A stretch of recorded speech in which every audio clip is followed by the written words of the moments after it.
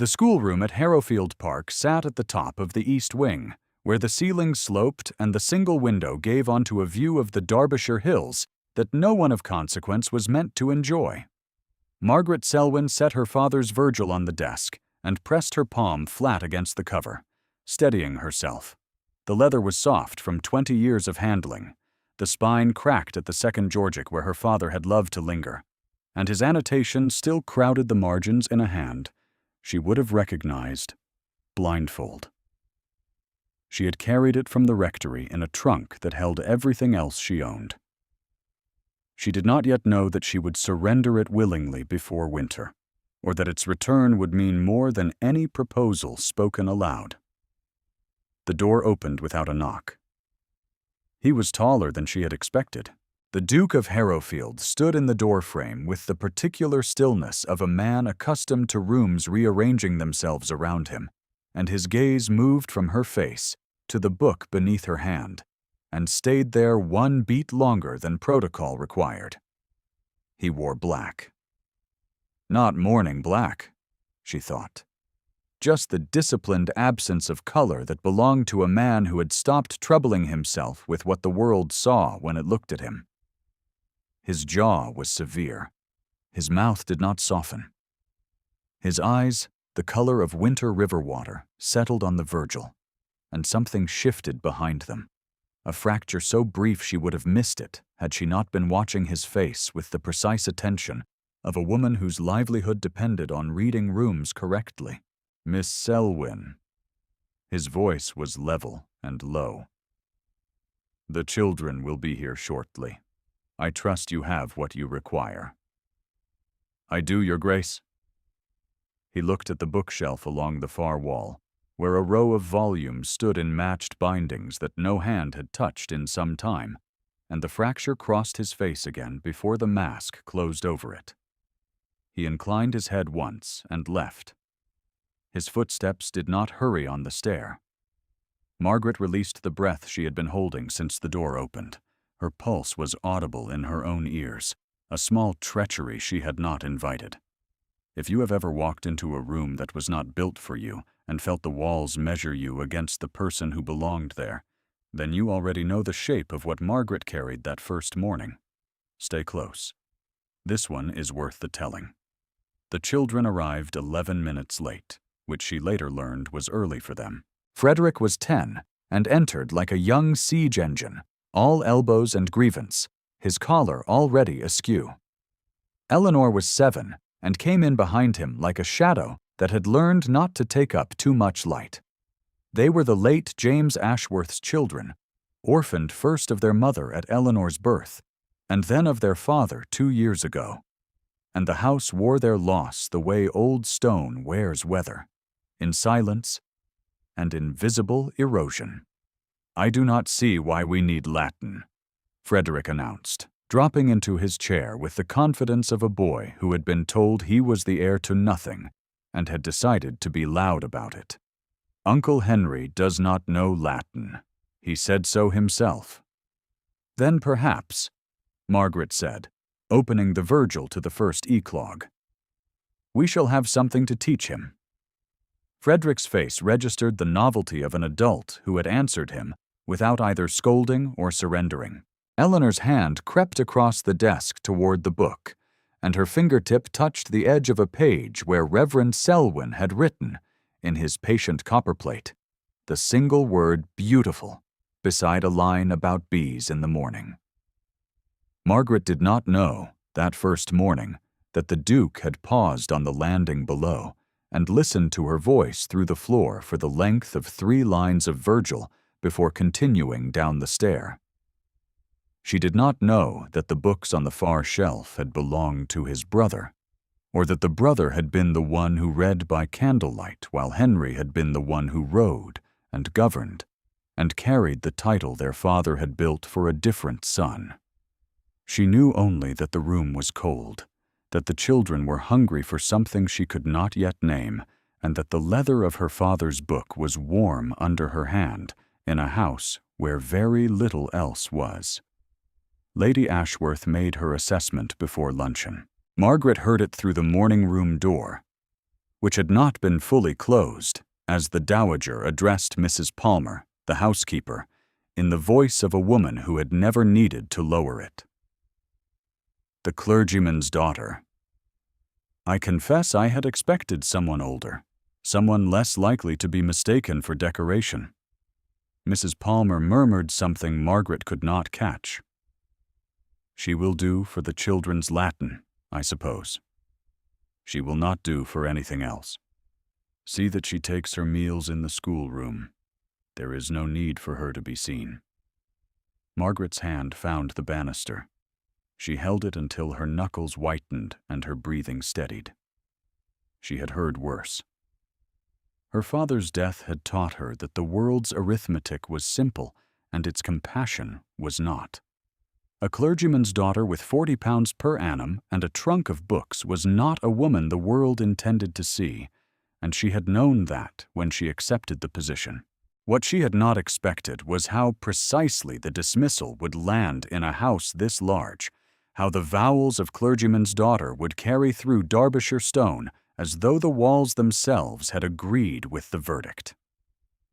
She went back up the stairs. She taught Eleanor the dative case.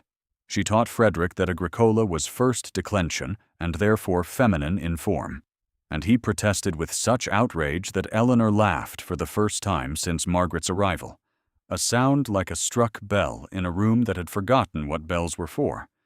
At 3 o'clock, the Duke appeared in the doorway again. He did not enter. He stood with one hand on the frame and watched Eleanor reciting Amo, Amas, Amat, with the grave concentration of a child who has decided to take something seriously. His eyes moved to Margaret, who was kneeling beside the girl with her hand resting lightly on the small wrist to keep the rhythm, and the quality of his attention changed. It was not softer. It was not warmer. It was simply more specific. As though he had been looking at the room in general and was now looking at her in particular. And the shift was visible in the angle of his shoulders and the breath he did not quite release. Miss Selwyn. His voice again, the same level register. The schoolroom is cold. I will have a fire laid. That is not necessary, Your Grace. We are quite comfortable. You are shivering, he said. I will have a fire laid. He left before she could answer.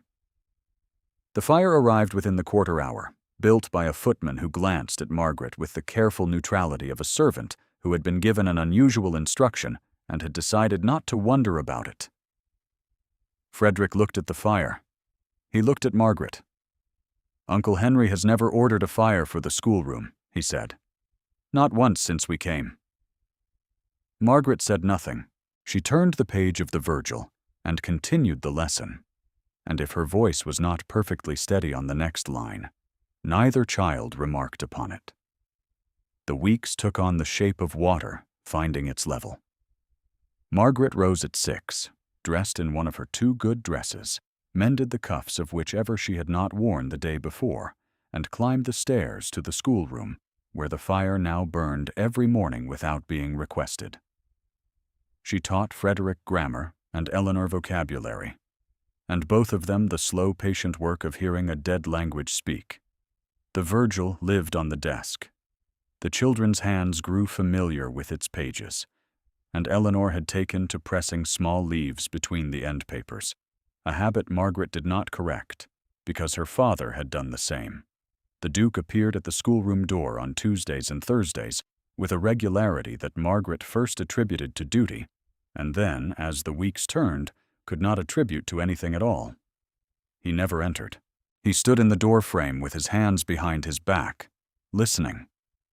And the quality of his listening was the thing she could not name. It was not supervision.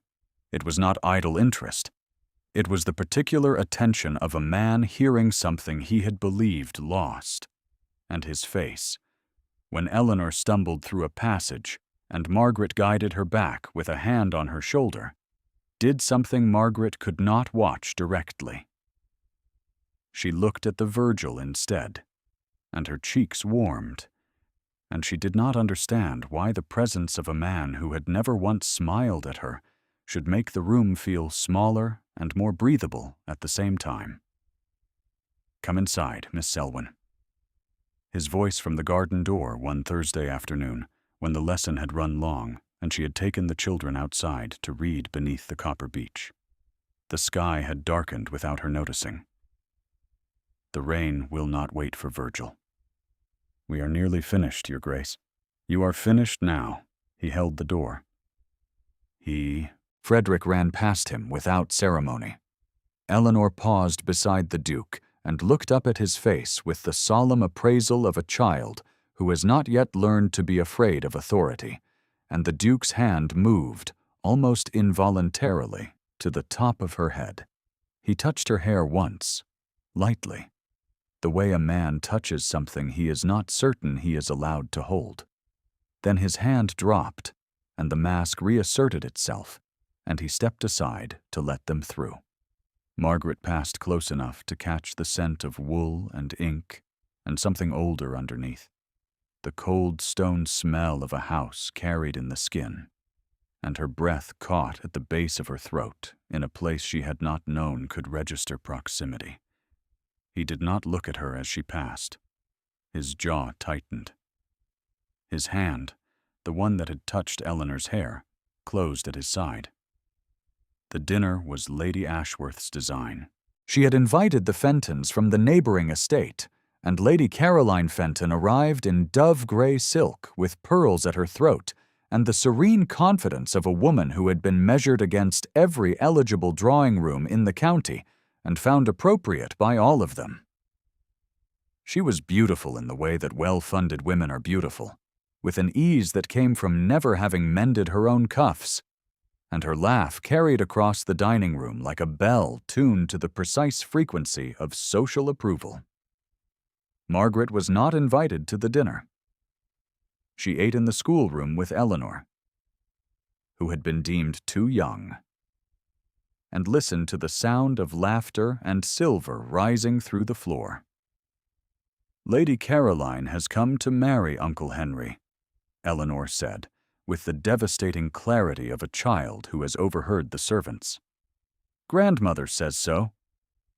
Margaret's hand stilled on the Virgil. "Your grandmother knows a great many things," she said carefully. "Do you know Latin for marry?" Eleanor asked. "Nubere," Margaret said. "It means to veil oneself. The bride was veiled." "That is sad," Eleanor said. "To be hidden on the day you are chosen." Margaret closed the book. She pressed her thumb against her father's annotation. The word "beautiful," written in fading ink beside a line about harvest.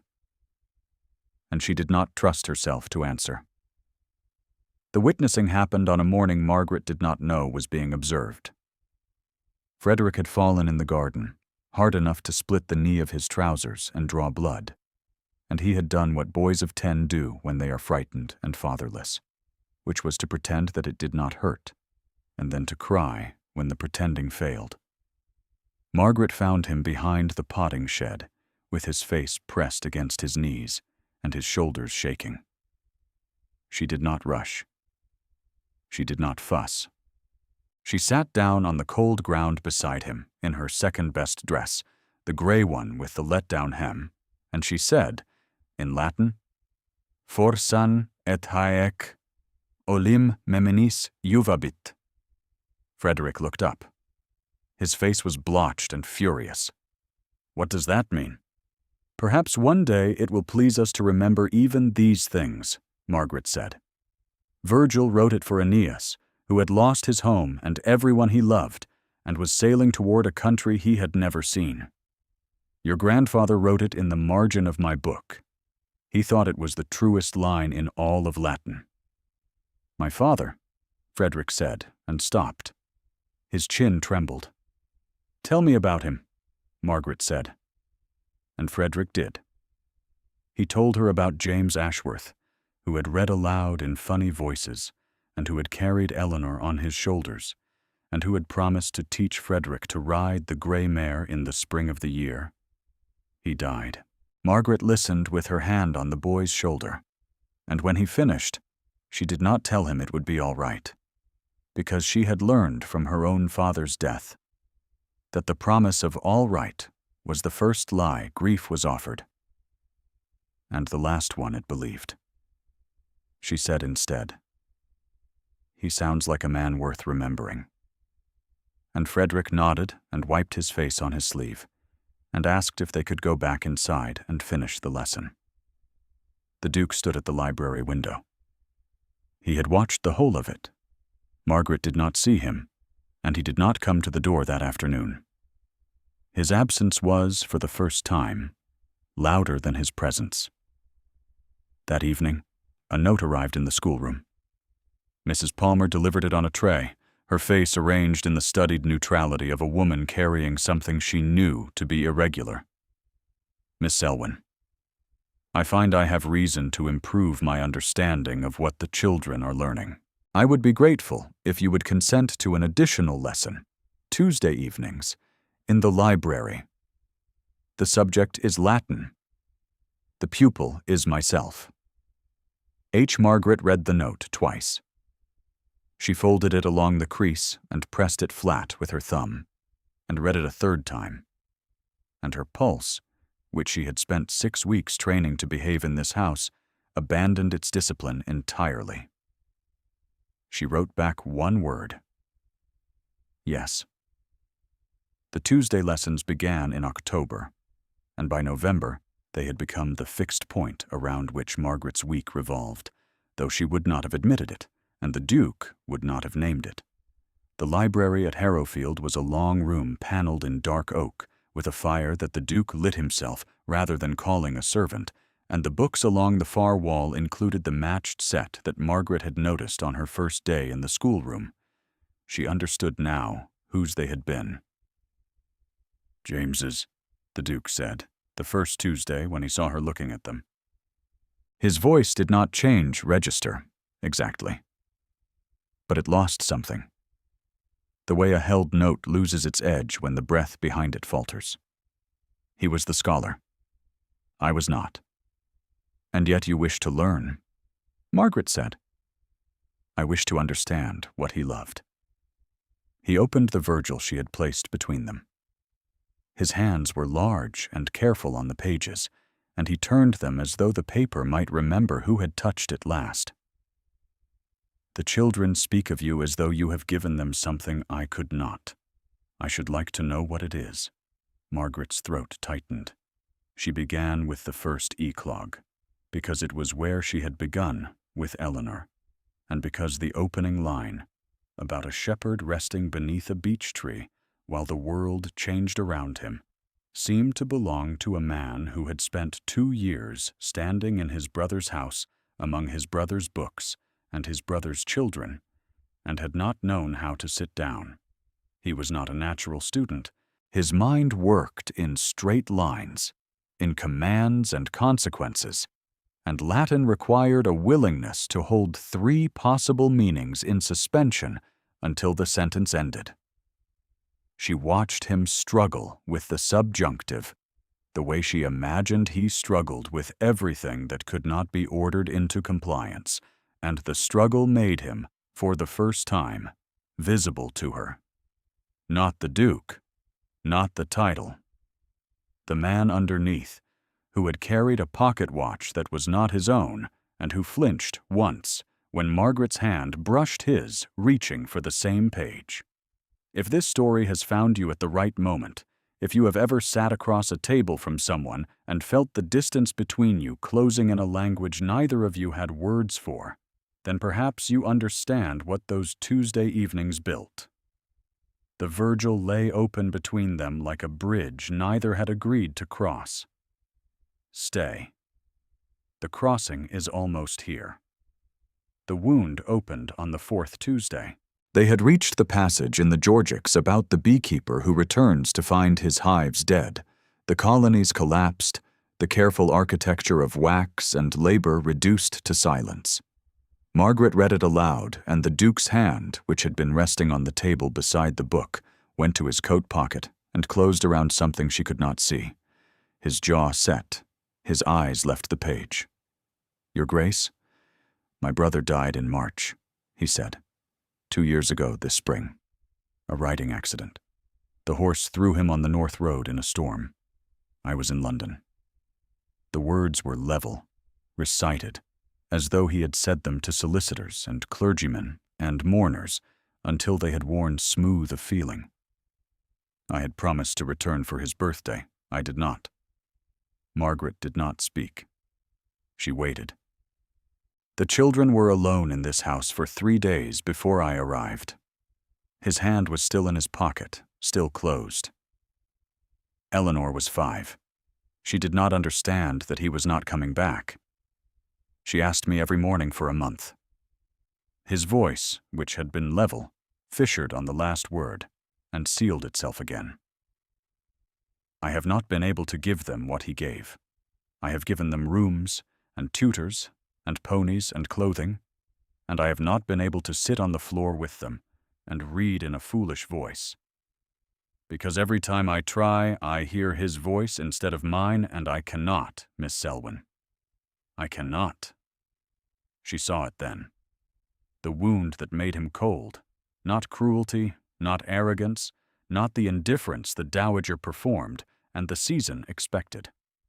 Grief so specific it had calcified around the shape of his brother's voice, reading Virgil to 2 small children, and every time he tried to enter that room, the calcification held. Margaret placed her hand on the open page of the Georgics beside his. She did not touch him. She left a 1/4 inch of air between her smallest finger and his. And into that 1/4 inch she said, "He would not want you to read in his voice, Your Grace. He would want you to find your own." The Duke looked at her hand beside his. He looked at her face. For the span of 5 heartbeats, the mask was gone entirely, and what lived behind it was not the cold authority of rank or the disciplined composure of a man who governed 3 estates and sat in the Lords and held the future of 2 orphaned children in hands he did not trust. What lived behind it was a man who had not been seen in 2 years, and who was, in this moment, being seen, and the recognition landed in his body before it reached his face. His breath left him. His shoulders dropped. The pocket watch in his coat shifted against his ribs. Then the mask returned, and he inclined his head, and they finished the lesson in the careful silence of 2 people who had said too much and not enough, and who both knew it. Lady Ashworth struck at Christmas. She had planned the Harrowfield Christmas dinner with the precision of a military engagement, seating Lady Caroline Fenton at the Duke's right hand and assembling an audience of 3 neighboring families whose collective opinion formed the social architecture of the county. Margaret was summoned to attend not as a guest, which would have been irregular, and not as a servant, which would have been honest, but as the children's companion, seated at the far end of the table beside Eleanor. Below the salt and above nothing. Margaret wore her gray dress. She had pressed it that morning and mended the cuff again, and Eleanor had tucked a sprig of holly into Margaret's hair while she was not looking. A small defiance that Margaret discovered only when she caught her own reflection in the darkened window of the dining room and saw a flash of green against the brown.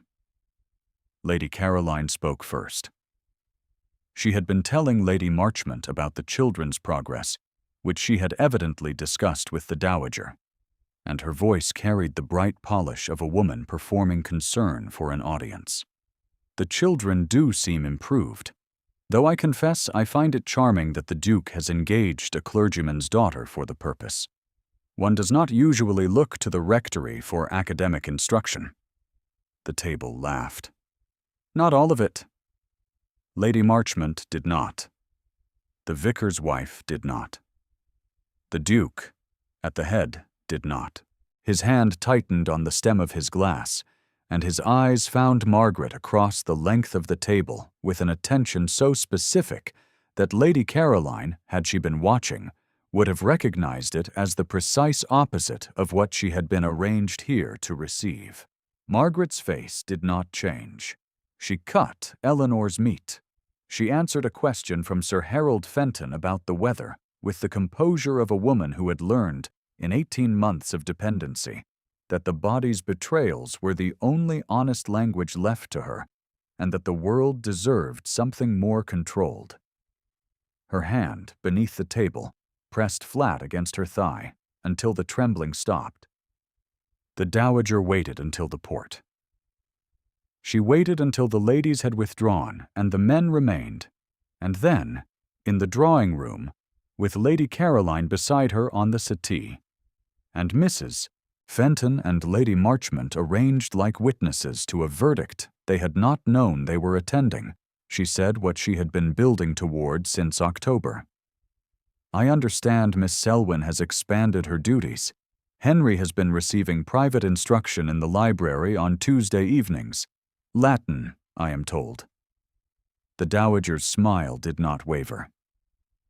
One must admire the girl's ambition. A clergyman's daughter tutoring a duke. I am sure the rectory would be proud. The room contracted. Lady Marchmont set down her teacup.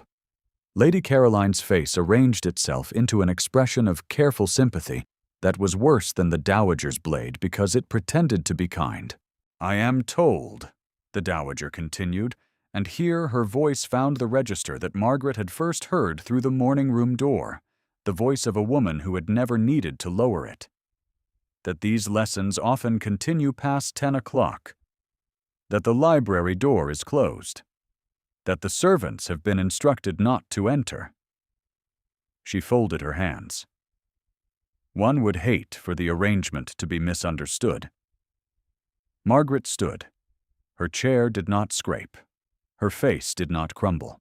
She looked at the dowager with the level gaze of a woman who had buried her father, sold his books, traveled 70 miles in a hired coach to teach conjugations to 2 grieving children for £40 a year, and who had precisely nothing left to lose except the dignity she was now being asked to surrender. I thank your ladyship for her concern, Margaret said. The arrangement will not be misunderstood, because it will not continue. I will have my things removed from the schoolroom by morning. She left the drawing room. She did not run. She climbed the 3 flights to the schoolroom, where the fire had burned to ash, and she sat in the dark with her father's Virgil in her lap, and she did not cry, because crying required a privacy she had not been granted, and a future she could no longer see. She opened the book. By the faint light from the window, she found the end papers where Eleanor had pressed her leaves, and beside the small brown ghost of an oak leaf, she wrote in her father's ink, "For Eleanor, who hears the music inside the grammar." She turned to the back, where Frederick had dog-eared the page with Aeneas and the storm, and she wrote, "For Frederick, who is brave enough to remember." She closed the book. She placed it on the desk. She left the room. She was packing her trunk when the footsteps came. Not the Duke's. Eleanor's. The child appeared in the doorway in her nightdress, barefoot on the cold floor, with the Virgil pressed against her chest. "You cannot leave," Eleanor said. "You cannot." "I must, sweetheart. Frederick says grandmother said a terrible thing. Frederick says you are leaving because of the terrible thing." Eleanor's chin trembled in the precise register of her uncle's, a family inheritance more legible than any entail. "I will not conjugate for anyone else. I will refuse." Margaret knelt. She took the child's hands. They were cold and small and fierce. "You will conjugate beautifully," she said. "You already do. And the book is yours now. Your uncle will find someone very fine to continue." "I do not want someone very fine," Eleanor said. "I want you." The door at the end of the corridor opened. The Duke's silhouette filled it, still in evening dress, his cravat loosened, and his face carrying the expression of a man who has just sat through the remainder of a dinner at which he heard, from Lady Marchmont's quiet account, the precise words his mother used in the drawing-room, and who has spent the interval between the drawing-room and this corridor making a decision that will cost him the only alliance his mother has ever valued. "Eleanor," he said, "go to bed. She is leaving. Eleanor." The command, the voice that was protection wearing the uniform of authority. "Go to bed. Now." The child looked at her uncle. She looked at Margaret. She handed the Virgil to the Duke, because children understand things that protocol does not, and she went. The Duke stood in the corridor holding the Virgil. He opened it. He found the inscription Margaret had written for Eleanor, and his thumb traced the words as though they were Braille, and he was reading them with his body rather than his eyes. He turned to Frederick's page. He read that inscription too. "You are not going to wake me," he said. "No, Your Grace. You are going to leave this house with nothing. I came with nothing. The book was the only thing of value, and it belongs to the children now." He closed the Virgil. He held it against his chest in exactly the posture Eleanor had carried it, and the echo was so precise that Margaret's composure, which had survived the dowager and the drawing room and the packing of her trunk, broke along a seam she had not known existed. Her eyes filled. She turned away. "Miss Selwyn." His voice, low, stripped of command. "Margaret." Her name. Her given name in his mouth for the first time. It landed in the corridor like a key turning in a lock, and she turned back to him because she could not do otherwise. "Do not leave," he said. "Not tonight, not tomorrow. I am asking you to stay. Your mother has made her position clear. My mother's position is not mine." He took one step closer. The corridor was narrow, and the candlelight found the lines beside his mouth that grief had carved and the evening had deepened. "I will speak to the household in the morning. I will speak to the county if I must. You will not leave this house because of words spoken in a drawing room by a woman who has never read a line of Virgil and who does not know what she is asking me to lose." Margaret's hand found the door frame. Her breath was visible in the cold air. His was too, and for a moment the two small clouds of warmth met in the space between them and dissolved. "Sleep," he said. The command again, gentler now, carrying the same protection it had always carried, the structure she had mistaken for coldness because she had not known what warmth looked like when it wore his face. "I will settle this." He settled it at breakfast. The morning room at Harrowfield seated 12, and Lady Ashworth had arranged it for 8, the Fentons having stayed the night, with Lady Caroline in the chair beside the Duke's, that the Dowager had designated as hers by long practice and recent campaign. Margaret was not present.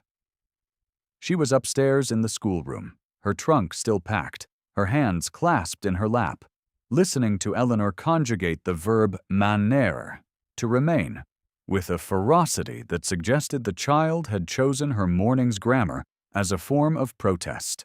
The Duke entered the morning room at 8:30. He was dressed in his usual black. His face carried the composed severity of a man who has been awake since 4, and who has spent those hours not in indecision, but in the final confirmation of a decision made weeks ago in a library with a Virgil open between two hands that had almost touched.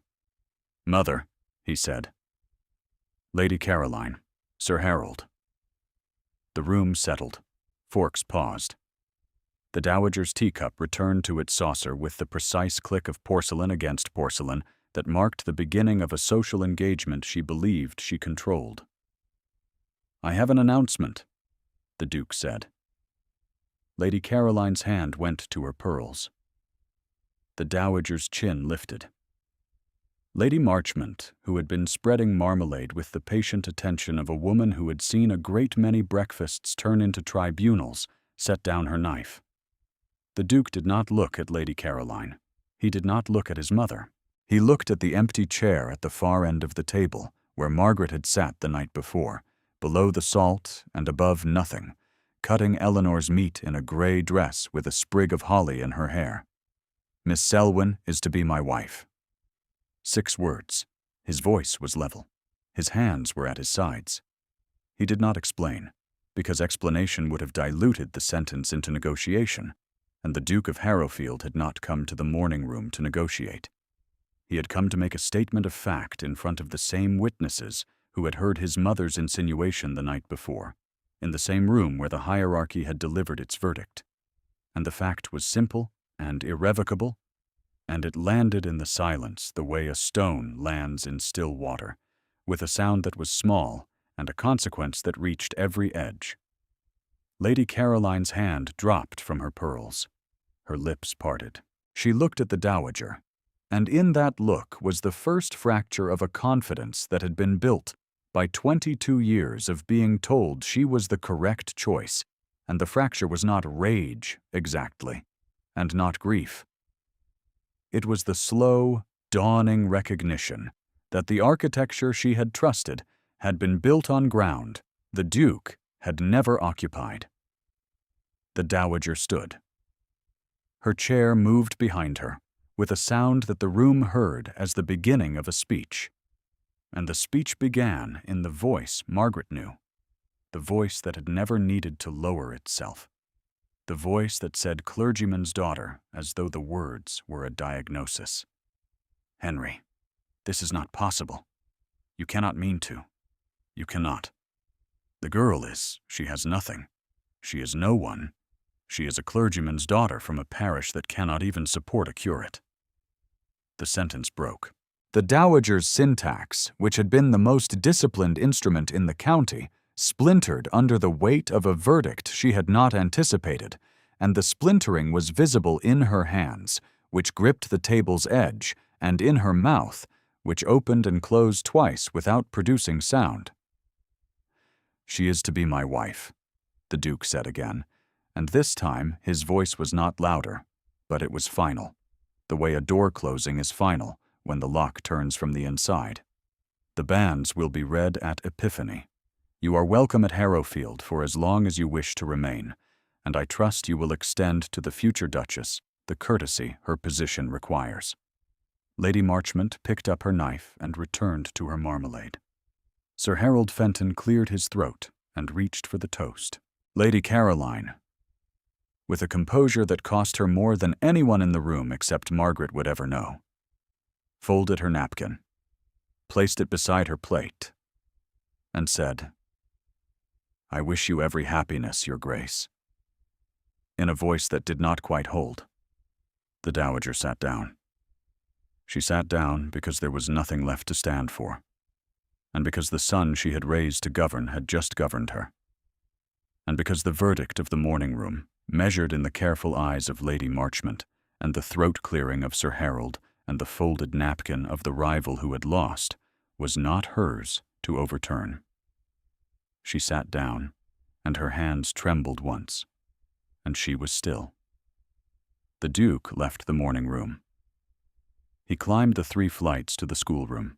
He opened the door without knocking, the way he had on the first morning, and found Margaret sitting at the desk with Eleanor beside her, and Frederick cross-legged on the floor with a Latin primer open in his lap, and a look on his face that suggested he had been conjugating the verb manere at his sister's insistence, and had begun, against his will, to understand what it meant.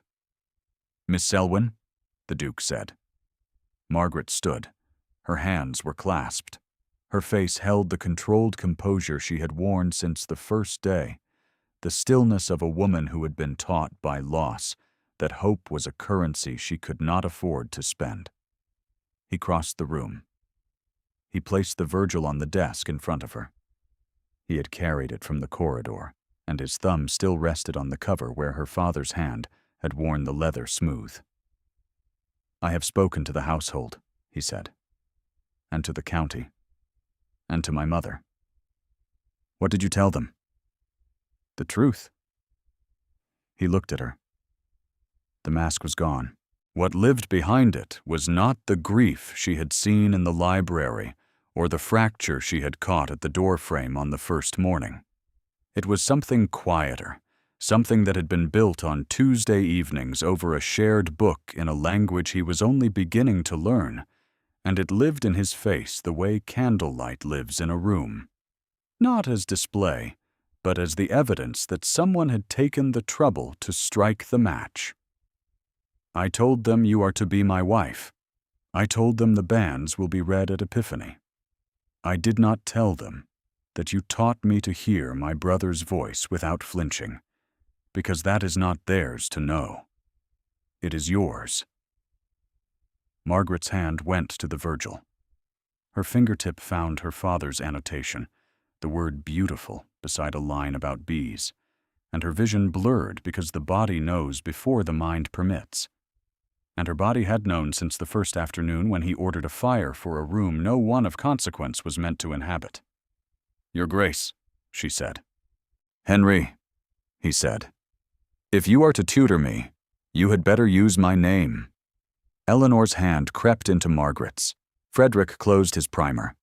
The fire in the schoolroom grate, which had been lit that morning by the same footman who had lit it every morning since October, cracked once, and settled into the steady warmth of a flame that no longer needed to prove it would last. That evening, Margaret sat in the library with the Virgil open to the second Georgic, the passage about the farmer who plants trees he will never see grow, and the Duke sat beside her, not across from her, his shoulder near enough that she could feel the warmth of him through the wool of his coat. Eleanor had fallen asleep on the settee with her head on a cushion and her thumb hooked into the ribbon Margaret had used as a bookmark. Frederick was in the window seat, reading the passage about Aeneas and the storm for the fourth time, his lips moving silently over the Latin as though the words were a rope he was learning to climb. Snow had begun to fall against the library windows. The flakes were large and slow, and they caught the firelight as they passed the glass, so that from inside the room the world appeared to be descending in fragments of gold. Margaret turned a page. Her hand brushed the Duke's, and this time neither of them moved away. His fingers closed over hers, gently, with the careful deliberation of a man who had spent 2 years learning that the things worth holding were the things that could not be commanded, and her breath caught, and her pulse found its discipline at last, not in stillness, which was what she had practiced, but in the steady, quickened rhythm of a heart that had been given permission to arrive. The Virgil lay open between them. Her father's handwriting crowded the margins. Eleanor's pressed leaves marked the pages where the children had traveled. And in the quiet of that library, in a house at the top of Derbyshire, where the snow fell and the fire held, and 2 orphaned children slept within arm's reach of the woman who had taught them to hear a dead language speak, Margaret Selwyn set down her pen because there was nothing left to annotate. The text, at last, was complete. Thank you for staying until the very end of this one. If Margaret's story reached you, leave a quiet word below and carry something warm with you tonight.